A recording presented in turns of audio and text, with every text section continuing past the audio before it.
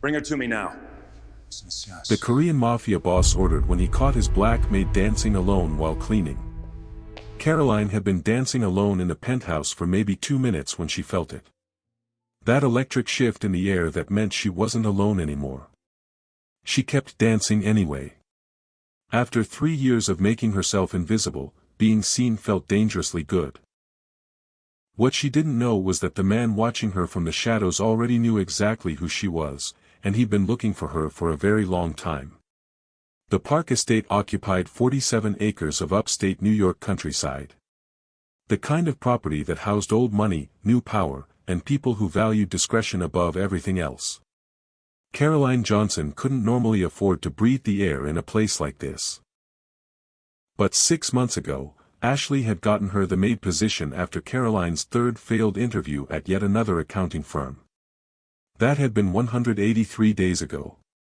Now she stood in the grand ballroom at 11:47 p.m. surveying the aftermath of the annual charity gala. Crystal champagne flutes abandoned on marble-top tables. Gold-rimmed plates stacked by the service elevator. The lingering scent of wealth so old it didn't need to announce itself. Her reflection stared back from floor-to-ceiling windows. Black woman in her late 20s. Natural curls pulled back in the regulation bun, wearing the estate standard uniform, black dress, white apron, comfortable shoes. The dress code was designed to make staff invisible. And for 6 months, Caroline had perfected the art of disappearing. In the doorway, Minho Park stopped breathing.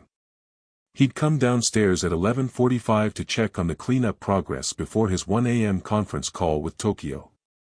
His insomnia meant late nights were productive nights. He wasn't expecting her. The new maid, the one he'd barely noticed in the 6 months she'd been on staff. Ashley had hired her. Something about being an old friend who needed work. But now she was moving through his ballroom like she owned it, like the marble floors were hers, like the chandeliers existed solely to light her performance. And Minho's entire world tilted sideways because he knew that face, not from staff meetings or household schedules, but from news coverage, from a trial he'd followed obsessively 3 years ago. Caroline Maxwell, the brilliant forensic accountant who testified against her own firm in the Whitmore fraud case, who destroyed her career to expose corruption, who disappeared from public life after the trial ended. She'd been here in his house, invisible for 6 months. The woman he'd been searching for, someone who understood financial crimes, who wasn't bound by conventional ethics, who was brave enough to operate in the gray zones where law and justice didn't always align. By morning, Caroline Johnson's life as an invisible maid would be over, and Caroline Maxwell's resurrection would begin. Welcome back, my beautiful souls and kindred spirits. Before we dive deeper into this story, drop a comment telling me where you're watching from tonight. It always warms my heart to see our storytelling family stretch across the world. And if you're new here, this is exactly why you need to hit that subscribe button now, because I promise you, this maid's journey from invisible to indispensable is about to take turns you won't want to miss. Now, let's get back to the moment Minho Park decided to change Caroline's life forever. You think you understand invisibility? Let me tell you what real disappearing looks like. It's not magic tricks or childhood games. It's erasing yourself so completely that people look through you instead of at you. It's standing in rooms where decisions are made and being so forgettable that no one remembers you witnessed them. It's the special talent of service workers everywhere, but Caroline Maxwell had elevated it to an art form. 3 years ago, she'd been someone who mattered. A rising star at Whitmore Financial with an uncanny ability to follow money through the most complex systems. The kind of talent that gets you noticed, promoted, courted by competitors. Until the day she noticed discrepancies in accounts managed by her mentor, Bradley Hoffman. Offshore transfers, manipulated statements, elderly clients whose retirement funds were mysteriously shrinking. She'd done everything right. Approached Hoffman privately first. Taken it to the board when he stonewalled her. Finally testified in federal court when the board tried to bury it. Her testimony was flawless, irrefutable. 5 executives went to prison. Countless victims received partial restitution. And Caroline Maxwell's reward? Blacklisted from every financial firm in the country. Death threats serious enough to make her change her name. A professional death so complete she couldn't even get an interview for entry-level positions. Invisibility wasn't just a choice after that. It was survival. But survival isn't living. And sometimes the body remembers what the mind tries to forget. Like how it feels to take up space without apology. How it feels to move with confidence instead of caution. How it feels to exist fully in your own skin. That's what happened in the ballroom that night. Caroline connected her earbuds, scrolled to a playlist labeled, Before, music from the time when she still had a future, and let her body remember who she used to be. Min-ho Park hadn't built his empire by missing details. The son of a Korean diplomat father and African-American mother, he'd navigated two worlds his entire life, never fully accepted in either, determined to create his own. His legitimate businesses, luxury hotels, tech investments, import-export, were just the surface. Beneath them ran networks of influence and obligation that operated by different rules. Some called him gangster, crime lord, mafia boss. He preferred problem solver. And Min-ho Park solved problems that existed in the space where law and justice didn't always overlap. He'd been following the Whitmore case since it broke. Not because he had money invested, he was too careful for that, but because he recognized in Caroline Maxwell something rare. Someone willing to sacrifice everything for principles. Someone whose moral compass pointed true north but who understood sometimes you had to travel through shadows to get there. He'd been looking for someone like her for his organization. Someone who could trace financial crimes with precision. Someone whose testimony would be credible if things ever went sideways. Someone who understood both sides of the system. And now here she was, in his house, dancing like she'd forgotten to be afraid. Mr. Park. His assistant, David, materialized at his elbow. Tokyo is on standby for the call. Min-ho didn't look away from Caroline. Cancel it. Reschedule for tomorrow. Sir, the Nakamura deal can wait. His voice dropped lower. Bring her to my office. Now. The electric feeling returned. Caroline felt it like a current against her skin. She turned, earbuds still in, body still swaying, and found herself face to face with David, Min-ho's omnipresent assistant. His face was carefully blank, but something in his posture communicated urgency. Ms. Johnson. Mr. Park would like to see you. The music died in her ears. Reality crashed back. She was a maid, dancing instead of working, caught by the owner of the house. Of course he wanted to see her.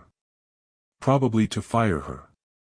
She followed David through corridors she'd only cleaned, never walked as a guest.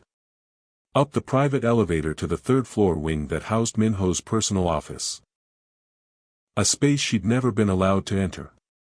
The office was exactly what she'd expected from glimpses through doorways. Minimalist. Expensive. Floor-to-ceiling windows overlooking the estate. A massive desk of some exotic hardwood. Leather furniture that probably cost more than her entire apartment.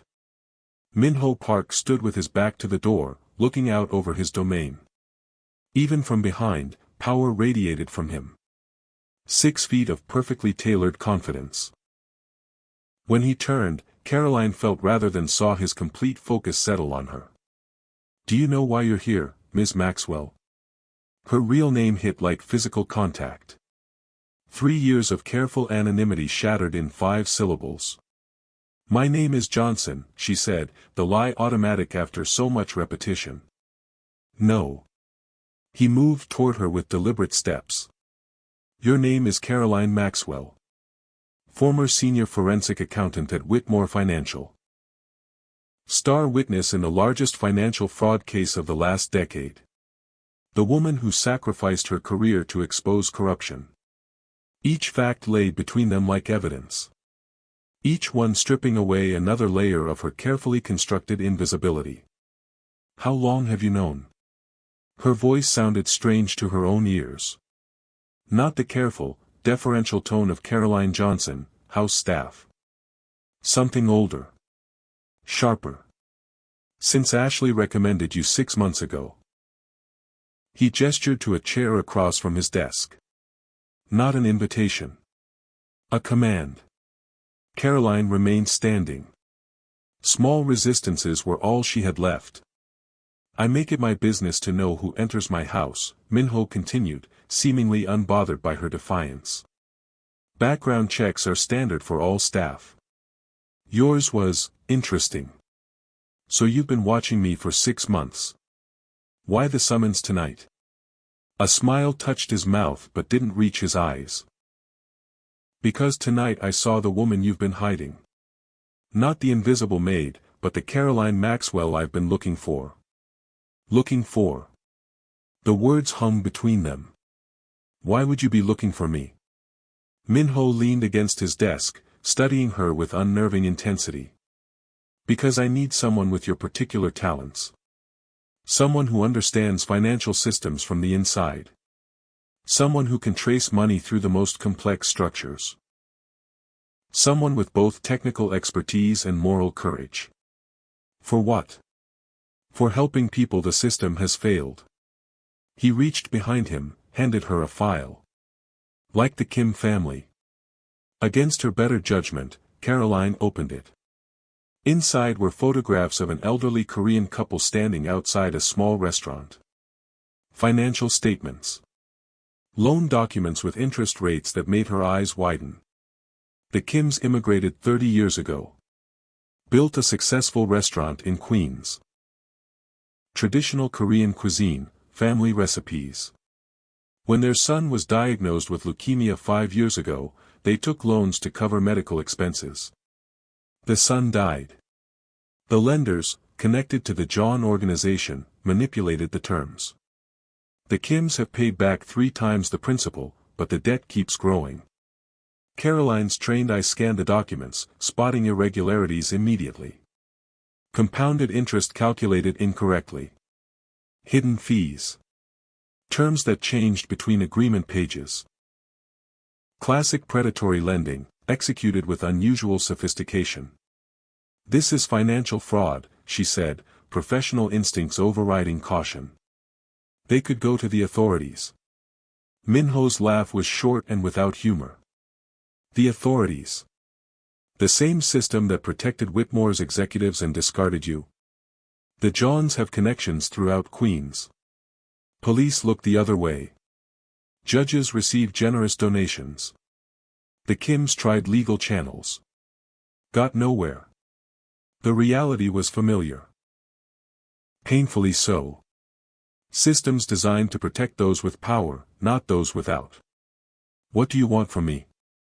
Caroline closed the file, handed it back. I want you to do what you do better than anyone. Follow the money. Document the fraud. Build a case so airtight the Johns can't escape it. And then I handle the rest. The implication hung between them. Nothing illegal specified, but boundaries clearly crossed. Gray zones entered deliberately. Why would I help you? She kept her voice steady despite the adrenaline coursing through her. I testified against corruption. I don't enable it. Corruption. Minho repeated the word thoughtfully. Is it corrupt to help an elderly couple being exploited? To use alternative methods when traditional ones have failed? To create justice where the system won't? You're talking about vigilante finance. I'm talking about using power to protect those without it. He moved closer, not threateningly, but with the steady confidence of someone accustomed to control. The world isn't divided neatly into legal and illegal, Ms. Maxwell. You learned that the hard way, didn't you? When following the rules cost you everything. The words hit with painful accuracy. She had followed the rules. Had believed in systems and institutions and the power of truth. All it got her was professional death and a life in hiding. I'm offering you a chance to use your exceptional skills again, Minho continued. A salary that reflects your value. A position with real impact. And my personal guarantee of protection. As your what? In-house forensic accountant for a criminal enterprise? As my partner in correcting injustices the system perpetuates. No offense taken at the accusation. Just calm certainty. You've spent 3 years hiding your brilliance. Burying your potential. Punishing yourself for doing the right thing. I'm offering you purpose again. Purpose. The word resonated in spaces she tried to keep numb. What was her purpose now? Cleaning rooms she'd never own. Maintaining invisibility until even she forgot who she used to be. I need time to think, she said finally. Take tonight. He handed her a business card. Heavy stock, embossed lettering. His private number handwritten on the back. My office, 9 a.m. tomorrow. Come as Caroline Maxwell, not Caroline Johnson. She took the card, their fingers brushing momentarily. The contact sent an unexpected current up her arm, like static electricity but warmer, more deliberate. One more thing, he said as she turned to leave. Thank you for the dance. It's been a long time since anything surprised me. You did. Caroline didn't sleep that night. Lay awake in her small room in the staff quarters, turning Minho's offer over in her mind. The rational part of her recognized the danger. Working for a man whose business clearly extended into illegal territory. Using her skills to enable activities that existed in moral gray zones. Risking whatever remained of her professional ethics. But another part, a part that had been silent for 3 years, whispered of possibility. Of using her mind for something that mattered again.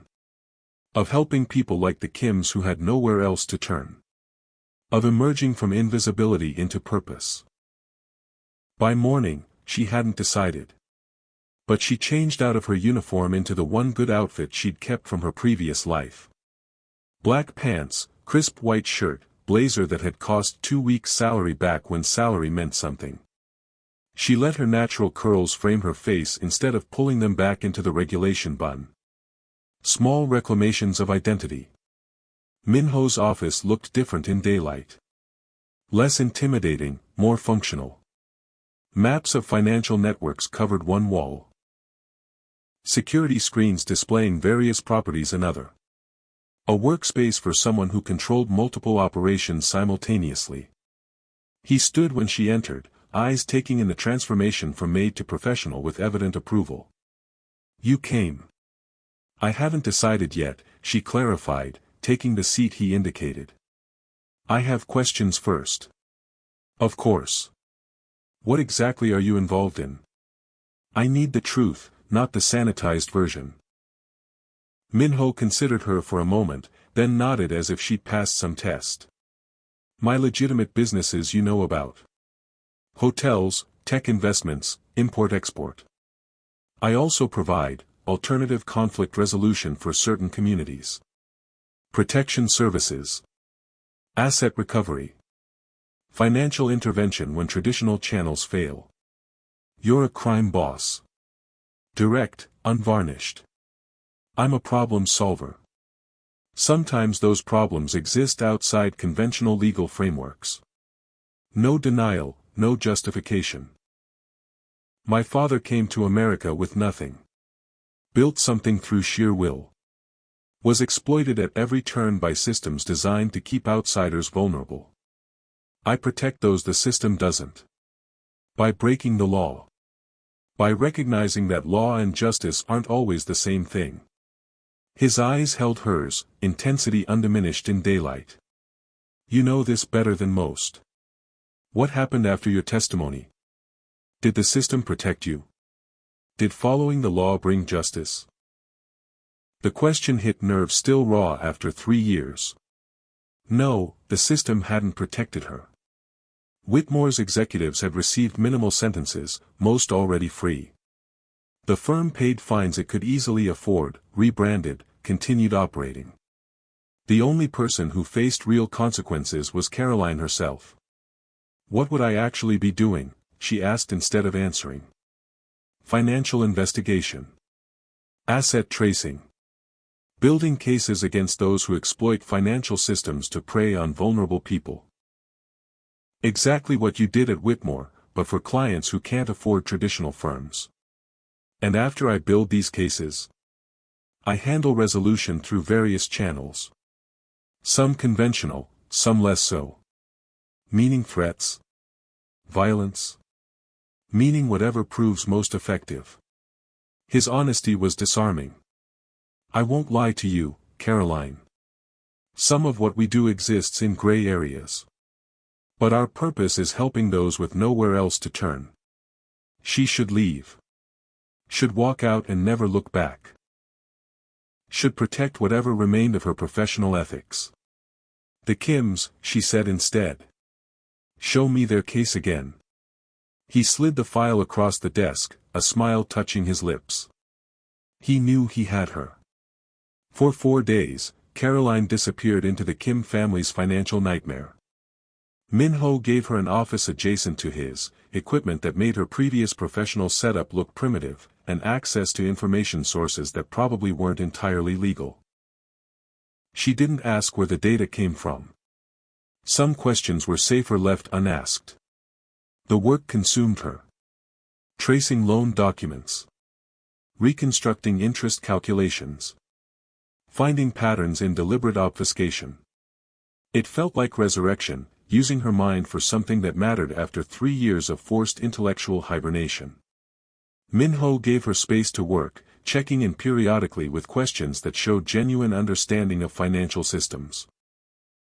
He brought her coffee exactly how she liked it, though she'd never told him her preference. Ordered food when she forgot to eat. Created an environment where her mind could do what it did best, solve complex puzzles with absolute precision.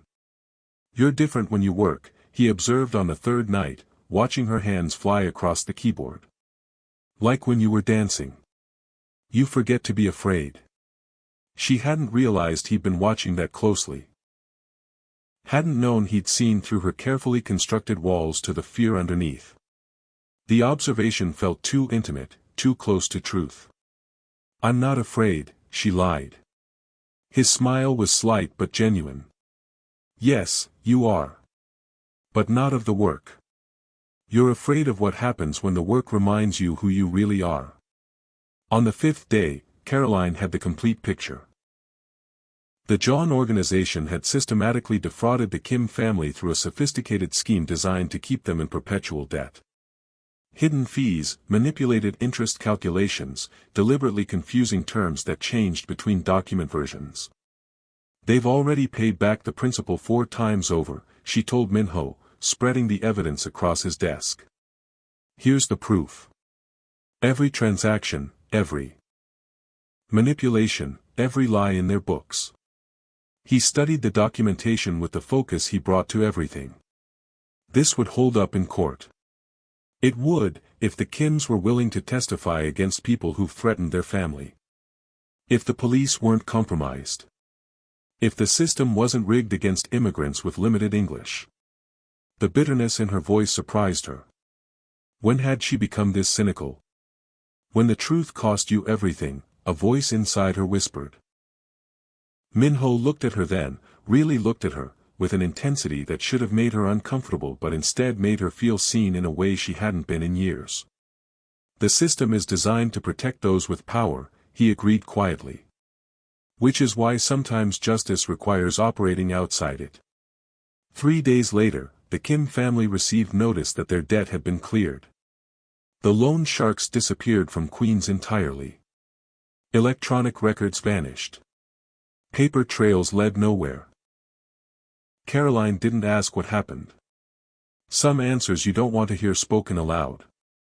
But when Mrs. Kim brought homemade kimchi and tears of gratitude to Min-ho's office, when her husband bowed so low his forehead nearly touched the floor, when their daughter translated their Korean with a voice choked by emotion, "You saved our family, our home, our legacy," something inside Caroline shifted. Justice and legality aren't always the same thing. She'd learned that lesson when following the rules had destroyed her. Now she was learning it again from the other side. Dinner, Minho said afterward. Not a request, not quite a command. Something in between. She should have refused. Should have maintained professional distance. Should have remembered all the reasons this man was dangerous beyond his connections and power. Okay, she said instead. The restaurant was achingly elegant. Private room, soft lighting, waitstaff who appeared and disappeared with silent efficiency. Minho ordered in Korean without consulting a menu, a quiet exchange that reminded Caroline she knew only fragments of this man. Why did you help the Kims? She asked when they were alone, wine breathing between them. What are they to you? He studied his wine, swirling it gently. My father arrived in America with nothing. Korean diplomat who fell in love with my mother, an African-American law student. When he chose her over an arranged marriage, his family disowned him. The Kim's grandfather gave him work in their first restaurant when no one else would hire an Asian man married to a black woman. Gave them food when money ran short. Some debts can never be repaid with money. The personal history surprised her. It shouldn't have. Even powerful men begin somewhere. And the loan sharks, she pressed. What happened to them? Do you really want to know? His eyes held hers, offering truth with the understanding it couldn't be unheard. Caroline considered the question honestly. No, she finally said. I don't think I do. Something like approval flickered across his face. Smart woman. The wine loosened something between them. Not just professional boundaries but the careful guards they both maintained. He asked about her work before the scandal. She asked about his family. Questions that should have felt intrusive instead felt necessary. How does a financial prodigy end up scrubbing floors? The question wasn't cruel, just direct. Minho didn't soften his inquiries with social niceties. When you expose corruption at one of the world's largest investment firms, you don't just lose your job. The words felt like opening a wound that had never properly healed. You get blacklisted. Your reputation gets destroyed. Your expertise becomes a liability instead of an asset. And when death threats start arriving at your apartment, changing your name and disappearing starts to seem reasonable. Death threats? His voice sharpened. People lost billions because of my testimony. Some weren't happy about it. She tried for casual, missed by miles. My former mentor made sure everyone knew I was to blame. Called me an opportunist, a traitor. Said I fabricated evidence for personal gain. Did you? No. The answer came instantly, fierce with lingering outrage. I found irregularities in the accounts. Brought them to Bradley privately first, gave him the chance to explain. He said he'd handle it. 2 weeks later, I discovered he was actively covering up, moving funds to hide the evidence. I couldn't be part of that. So you went to the authorities. I went to the board first. They thanked me for my concern and did nothing. That's when I went to the SEC. She took a long sip of wine. I thought I was doing the right thing. You were. Was I? 3 years later, most of those executives are already out on early release. The firm paid fines they could afford, rebranded, and continued operating. The only person who lost everything was me. The bitterness tasted familiar on her tongue. Tell me how that's right. Minho was quiet for a moment, studying her with that unsettling focus. It's not right. It's reality. Systems protect those who build them, not those who challenge them. That doesn't make your choice wrong. It makes the system corrupt.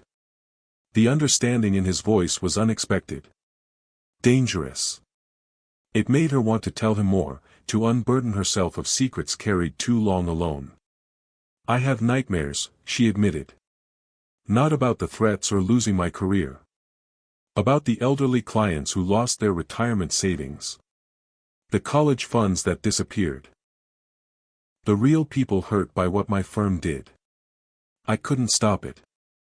I could only expose it after the damage was done. That guilt isn't yours to carry. Then whose is it? Bradley walks free. The firm still operates. Someone has to remember the harm they caused. Minho reached across the table, his hand covering hers. The contact was brief, unexpected, electric.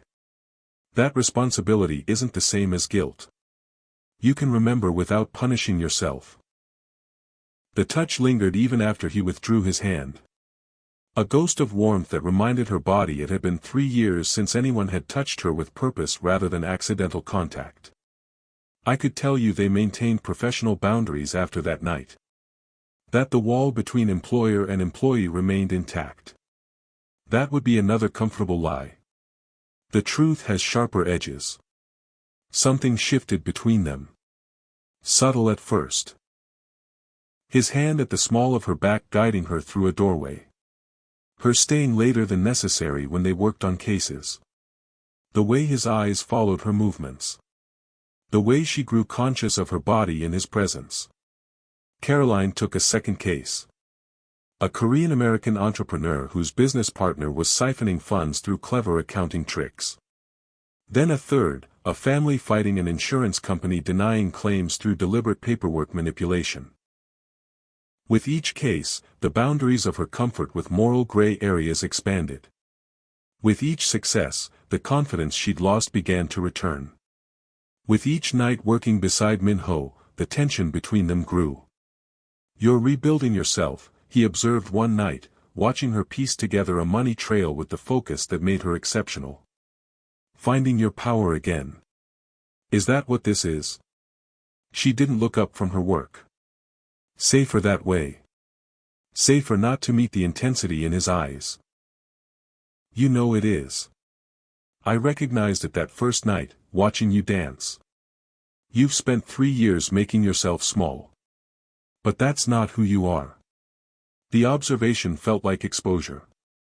Like he'd peeled back layers she'd carefully constructed and seen something she'd tried to bury. "You don't know who I am." The defensive words came automatically. "I know you better than you think." His voice dropped lower, intimate in the quiet office. "I know you're brilliant when you forget to be afraid. I know you care about justice more than rules. I know you're still punishing yourself for choices that weren't yours to make."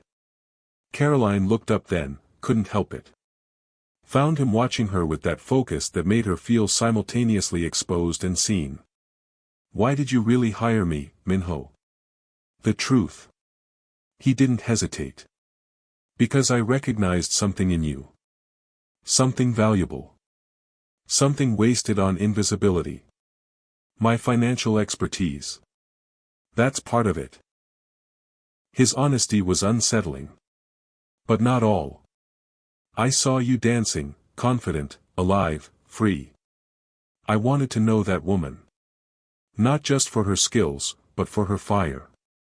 For the courage it takes to keep moving when the world has tried to break you." The words hung between them, too honest to dismiss, too intense to safely acknowledge. "That sounds dangerously close to personal interest," she managed, aiming for professional detachment and missing by miles. "It is personal. No evasion, no softening. I want your mind at work and I want your fire in my life. I should be clear about that so you can make an informed choice." An informed choice. As if she had options. As if she wasn't already compromised by working in his gray areas, by allowing his world to become hers, by feeling more alive in his presence than she had in 3 years of hiding. "And if I choose to keep this professional?" The question was hypothetical. They both knew it. "Then it stays professional. You keep your position. Nothing changes." His eyes never left hers. "But I don't think that's what you want." The kiss happened before either of them acknowledged the possibility. One moment they were separated by her desk and professional pretense. The next, she was in his space or he was in hers, the distinction meaningless, and his mouth was on hers with an intensity that matched everything else about him. There was nothing gentle about it. Nothing tentative. It was recognition and claim and challenge all at once. His hands framed her face, holding her steady while his mouth took possession of hers with single-minded focus. Caroline should have pulled away. Should have remembered all the reasons this was complicated and dangerous and potentially disastrous. Instead, she matched his intensity, her hands fisting in his shirt, her body arching into his with 3 years of pent-up need. When they finally broke apart, both breathing hard, reality came crashing back. The professional boundaries shattered. The power dynamics impossible to ignore. The vulnerability of wanting someone who already held too much power over her life. "This is a mistake," she whispered against his mouth. "Is it?" His hands hadn't released her, thumbs tracing her cheekbones with surprising gentleness. "Or is it the first honest thing you've allowed yourself in 3 years?" The question hit too close to truth. Since the scandal, she'd been existing rather than living. Surviving rather than thriving. Hiding rather than being. Minho made her feel seen. Dangerous, terrifying, necessary. "I should go." The words lacked conviction. "You should stay." His voice was rough with restrained desire. "But only if you're choosing it freely. Only if you understand what you're choosing." "And what am I choosing?" "Me. With everything that means. Not just tonight, but tomorrow. Not just desire, but complication. Not just pleasure, but risk." The honesty was brutal and beautiful. No pretense that this could be simple or casual or easily contained. Caroline had spent 3 years playing it safe, making herself small, avoiding risk. Where had it gotten her? A life half lived in the shadows of what might have been. "I'm choosing," she said, and pulled him back to her. Their first night together wasn't gentle. It was hunger and heat and 3 years of Caroline's carefully controlled existence breaking open under Minho's hands. His penthouse was a minimalist temple of luxury, all clean lines and expensive simplicity, with floor-to-ceiling windows overlooking the estate's manicured grounds. Neither of them noticed the view. There was nothing tentative in the way he undressed her. Nothing hesitant in how she responded. They came together with the same intensity that characterized everything between them, challenging, demanding, giving and taking in equal measure. His hands mapped her body with possessive certainty, learning what made her gasp, what made her arch, what made her forget her own name. She matched him, refusing to be passive, claiming him back with equal determination. When they finally came together, it wasn't just bodies joining but recognition. The acknowledgement that whatever was happening between them had been inevitable from that first moment he'd seen her dancing, from the first time she'd met his eyes without flinching. Afterward, tangled in sheets that cost more than a month of her former salary, reality returned in uncomfortable waves. "Regrets?" Minho asked, his hand tracing patterns on her bare shoulder. Caroline considered lying. Considered all the professional and personal reasons she should regret this step across boundaries that couldn't be uncrossed. "I should," she finally said. "But I don't." His arms tightened around her. "Good, because I'm not done with you, Caroline Maxwell. We're just getting started." She fell asleep listening to his heartbeat, wondering what version of herself she'd wake up as. Morning brought clarity without regret. Sunlight streaming through massive windows, silk sheets against naked skin, and Minho already awake, watching her with that focused attention that should probably alarm her but instead made her feel valued. "We need to talk about what this means," he said, direct as always. Caroline sat up, pulling the sheet with her. The room looked different in daylight, still beautiful, but more real. Lived in. Books on the nightstand, a tablet on the dresser, a single photograph she couldn't quite make out. "I know." She pushed her hair back from her face. "This complicates everything." "It does," he agreed. "Which is why we need to establish parameters. What happens between us stays private. Not because I'm ashamed, but because it protects you. If this ends badly, I don't want your professional reputation damaged again." The thoughtfulness surprised her. "You've thought about this?" I've thought about nothing else since I watched you dance. His honesty was disarming. I want you, Caroline. Both versions. The brilliant strategist and the woman who moves like she owns the world. But I won't let wanting you hurt you. So we establish rules. Yes. At work, we're professional. In private, we're... what? Lovers? Partners? Employer with benefits? The labels all felt inadequate. Honest, Minho said. We're honest about what we want and what scares us. No games, no pretending this is casual when it isn't. Caroline pulled her knees to her chest, wrapped her arms around them. I don't know if I can sustain this level of intensity. I've been numb for 3 years. Feeling this much is terrifying. Then we'll be terrified together. He moved closer, not touching, but near enough that she felt his warmth. You don't have to do this alone. And if I need space sometimes, if I need to process or withdraw or just breathe, then you take it. But you don't disappear entirely. You don't make yourself invisible again. His eyes held hers. That's my only condition. You can need distance, but you don't get to vanish. Deal. She extended her hand, formal despite their nakedness. Deal. He took it, but instead of shaking, he pulled her forward and kissed her. Slow and thorough and promising things that made her forget about boundaries entirely. The email arrived on a Tuesday morning. Sender, Bradley Hoffman. Subject line. We should talk. Caroline stared at her screen, coffee forgotten in her hand. Bradley Hoffman. Her former mentor. The man whose financial crimes she'd exposed. The man who'd called her a liar, an opportunist, a traitor. The man who'd made sure she couldn't work in finance again. 3 lines. I'm out. Early release. We need to clear the air. Name the place and time. What's wrong? Minho's voice from the doorway. She turned the laptop so he could see. Watched his expression shift from concern to careful assessment. You don't have to respond. I know. But her finger was already hovering over the reply button. But I think I need to. The cafe was neutral territory.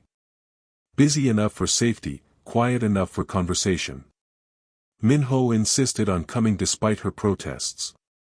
I'm not hovering, he said in the car. I'm backup. There's a difference. They sat in a corner booth. Caroline's leg bouncing under the table, Minho's hand steady on her knee. Bradley Hoffman walked in looking nothing like the man who dominated her nightmares.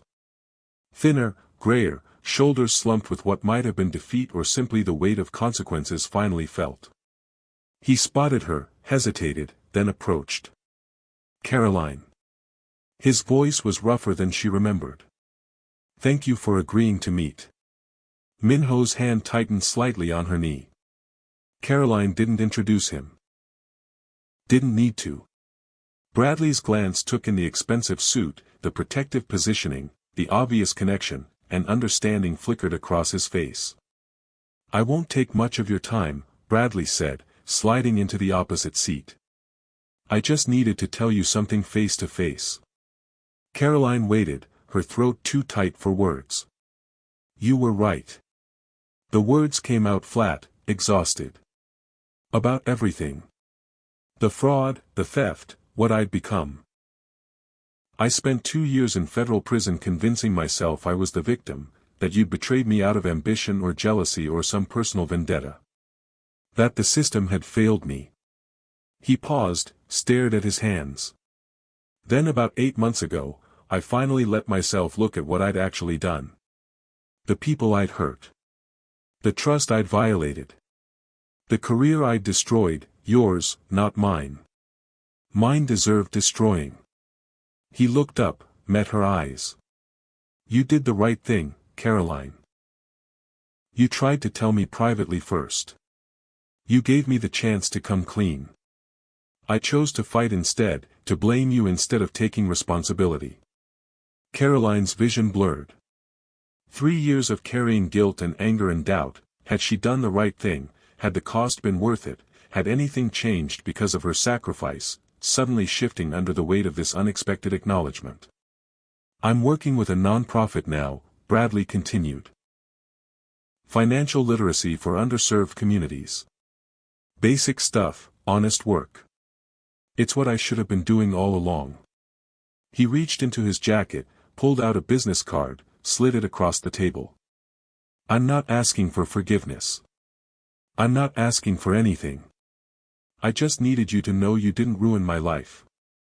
You interrupted me from ruining more lives, including my own. The dam broke. Tears Caroline had held for 3 years spilled over, hot and unchecked. Minho's arm came around her shoulders, solid and grounding. I'm sorry, Bradley said quietly. That it cost you everything. That the system punished the whistleblower instead of protecting her. That's not on you. That's on all of us who made you pay for doing what was right. He stood, left the business card on the table, and walked out. Caroline cried in Minho's arms in that busy cafe, not caring who saw, finally releasing the guilt she'd carried like penance. Bradley had needed stopping. The testimony had been necessary. She could forgive herself for the cost. The job offer arrived 3 days later. Senior Financial Investigator position. At Global Financial Integrity, one of the premier investigative firms in the country. 6-figure salary, full benefits, complete professional rehabilitation. They'd been following her consulting work, they explained in the formal letter. They'd heard impressive things from satisfied clients. Caroline sat in Minho's office, the offer letter spread across his desk between them. You should consider it, he said, his voice carefully neutral. This is legitimate work with a respected organization. Everything you lost 3 years ago. You want me to take it? She watched his face, looking for tells. I want you to have the choice. He leaned back in his chair, eyes unreadable. This is legitimacy, professional respect, a career that doesn't operate in gray zones. But no, I don't want you to go. I want you to stay and build something with me. But I need you to choose freely. That night, their intimacy was different. Urgent, almost frantic. Both of them trying to memorize what might be lost. His hands traced her body like he was committing every curve to memory. She matched him, refusing to be passive, claiming him back with equal fervor, neither of them speaking because words would make the choice too real. After, lying in the dark, Caroline made her decision. Not because staying was easier. Because leaving, going back to legitimate work within safe boundaries, helping only people who could afford help, that felt like hiding again. Like choosing comfort over courage. She'd spent 3 years numb.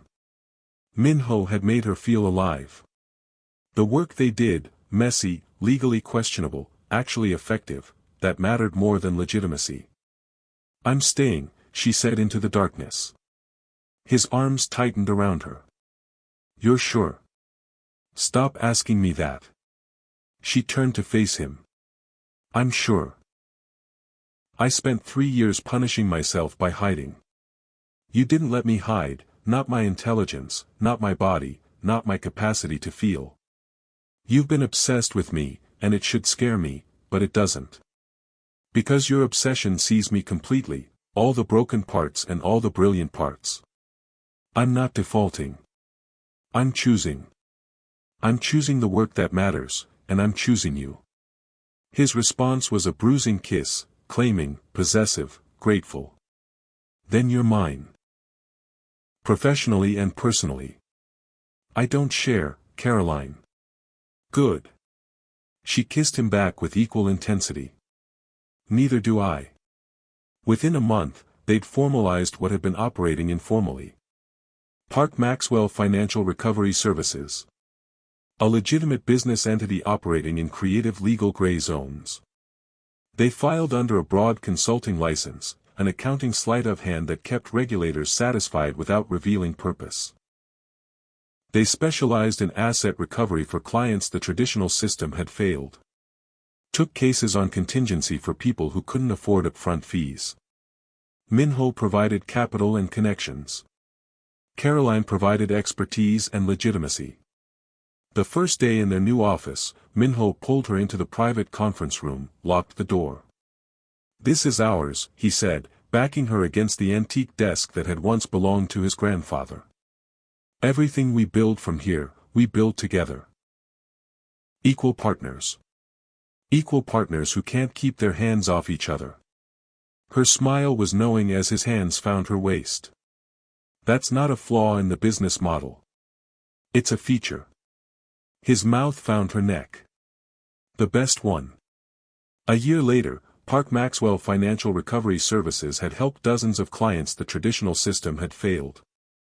Caroline stood in Minho's penthouse late one evening, city lights spread below them, his arms around her waist. "No regrets?" he asked. Caroline thought about the legitimate career she'd turned down. The safe path she'd rejected. The decision to operate in gray zones, to let herself be seen completely, to trust someone enough to be vulnerable. "None," she said. "This is exactly where I'm supposed to be." She wasn't hiding anymore. She was exactly where she was supposed to be. Seen, wanted, loved, and whole. Building empire in the shadows. Dancing in the light. If this story resonated with you, drop a comment telling me which moment hit you hardest. Was it Caroline dancing alone when she thought no one was watching? Minho recognizing her worth when she'd forgotten it herself? Or perhaps that moment of forgiveness in the cafe that finally set her free from guilt? Share this with someone who believes in second chances and knows what it means to rebuild yourself after the world has tried to break you. And don't forget to subscribe, because there are more stories like this one waiting to be told.